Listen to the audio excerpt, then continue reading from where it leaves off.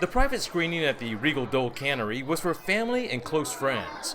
While Jason Momoa grew up on the mainland, he was born in Honolulu and his father is native Hawaiian. For him, this is home. Oh, bro. I mean, this is it. I'm like, big exhale, jumping in the ocean today. Finally home.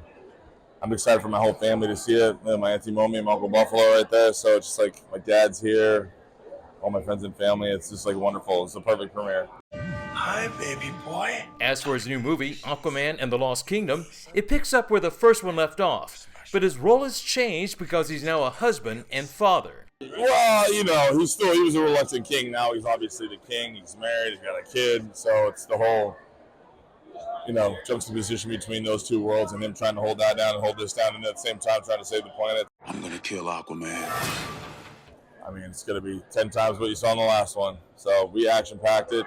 It's a lot more comedy in there in this one, but there's some really heartfelt moments. I'm pretty proud of what happens in the end, and it's a wild ride, man.